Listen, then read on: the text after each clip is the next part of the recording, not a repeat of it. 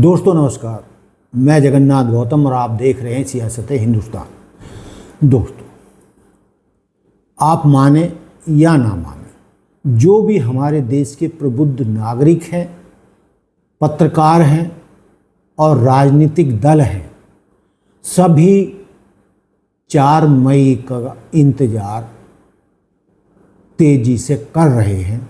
मैं 4 मई क्यों कह रहा हूँ?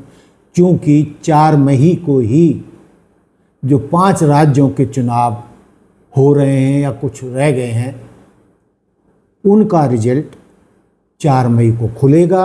और दोस्तों, वो दिन जब 5 राज्यों के भविष्य का पिटारा खुलेगा, लेकिन नतीजे आने से पहले ही एक ऐसी समानांतर सरकार है जिसने अपनी भविष्यवाणियां जारी कर दी हैं। जी हाँ, मैं बात कर रहा हूँ सट्टा बाजार की। दोस्तों, सट्टा बाजार फलौदी से लेकर दिल्ली के गलियारों तक सटोरियों ने अपनी गोटियां बिछा रखी हैं। आज की इस विशेष रिपोर्ट में हम आपको बताएंगे कि सट्टा बाजार के रेट किस पार्टी को सत्ता के सिंहासन पर बिठा रहे हैं और किसकी विदाई तय मान रहे हैं। दोस्तों, मैं आपको बताता चलूं कि आम तौर पर सट्टा बाजार जो दिखाता है वो सत्य के आसपास ही होता है, क्योंकि सट्टा बाजार बेशक अवैध है, लेकिन इस अवैध कारोबार में करोड़ों के वारे न्यारे होते हैं। इसीलिए सट्टा बाजार पर यकीन किया जाता है, क्योंकि सट्टा बाजार के कार्यकर्ता कह लें, एजेंट कह लें या इनके बंदे कह लें, हर गली कूचे में भेजे जाते हैं। हर जो किसी भी दल की जनसभा होती है, चौक चौबारे होते हैं, पान की दुकान होती है, चाय की दुकान होती है, और वहाँ पर बैठकर वो तय करते हैं कि किसको बारे में क्या चर्चा हो रही है, कौन उम्मीदवार जीतने जा रहा है, कौन पार्टी जीतने जा रही है। तो और आज तक आप पिछले भी रिकॉर्ड निकाल के देख लीजिए कि आम तौर पर सट्टा बाजार के जो रिजल्ट हैं, जो दावे हैं, वो सत्य ही निकलते हैं। दोस्तों, तो हम सीधे सीधे मुद्दे की बात पर आते हैं कि पश्चिमी बंगाल में कौन जीत रहा है, दीदी या दादा। दोस्तों, सबसे पहले बात उस सूबे की जहाँ की हवा में ही सियासत घुली है, पश्चिमी बंगाल। सट्टा बाजार का पारा यहाँ सबसे ज़्यादा गर्म है। सूत्रों की माने तो यहाँ मुकाबला बेहद करीबी है, लेकिन सटोरियों का झुकाव फिलहाल टीएमसी यानी ममता बनर्जी यानी ममता दीदी की तरफ थोड़ा ज़्यादा झुका हुआ है। हालांकि बीजेपी के बढ़ते ग्राफ ने भाव को बराबर की टक्कर पर ला खड़ा किया है। बाजार का इशारा है कि दीदी अपनी ज़मीन तो बचा लेंगी, सरकार तो बचा लेंगी, कुर्सी तो बचा लेंगी, लेकिन 2021 के मुकाबले बड़ी सेंधमारी करती दिख रही है बीजेपी।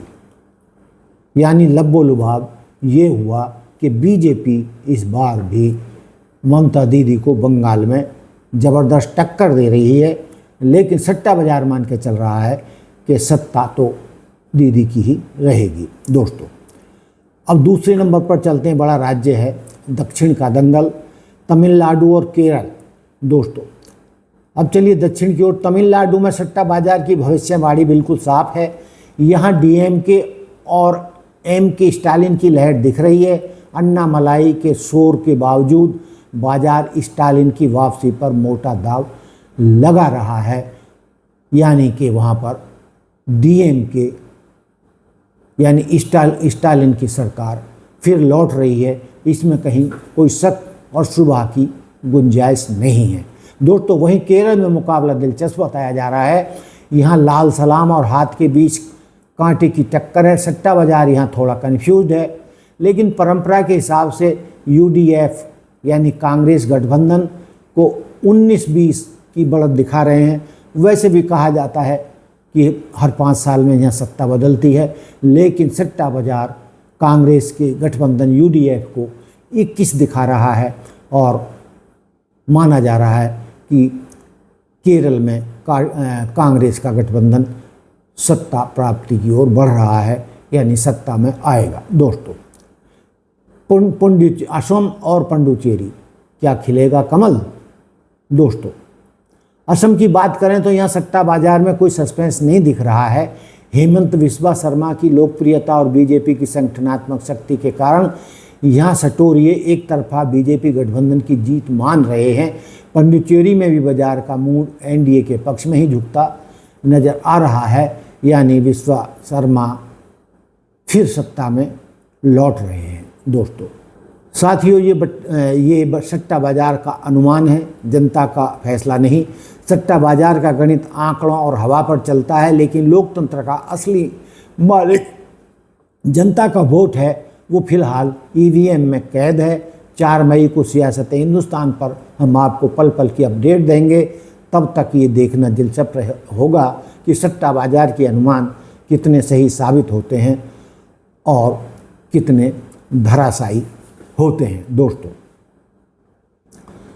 वीडियो पसंद आई हो तो शेयर करें और हमारे चैनल को सब्सक्राइब करना न भूलें।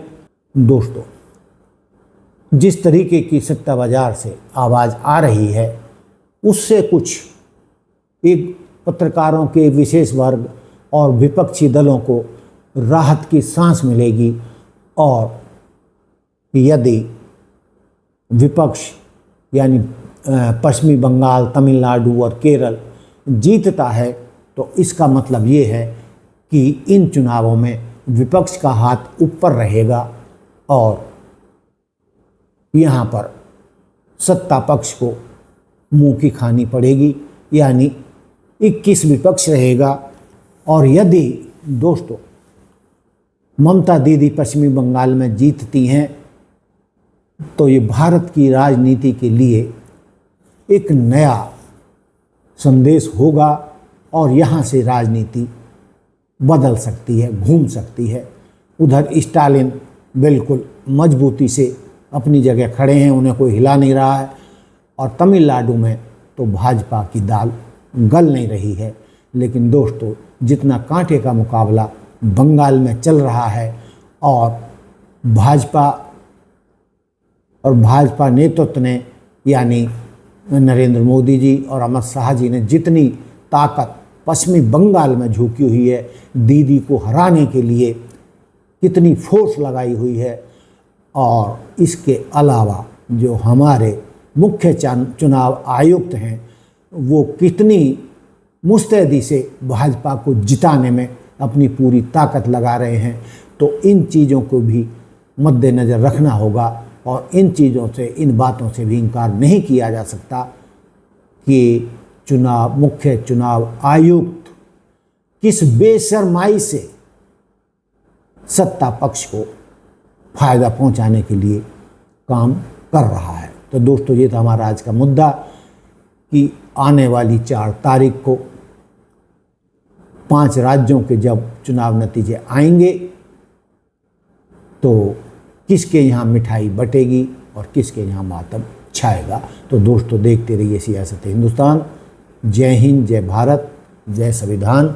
लाइक, सब्सक्राइब और शेयर दोस्तों ये काम करना न भूलें। इसमें आपका पैसा नहीं लगता है। यदि आप हमारी आर्थिक मदद नहीं कर रहे हैं तो कम से कम इतना तो कर ही सकते हैं। मैं बार बार कहता हूँ कि हम आम आदमी की आवाज़ हैं और आम आदमी की आवाज़ को मजबूती देना हमारे देश के नागरिकों का लोकतंत्र में फ़र्ज होना चाहिए। धन्यवाद।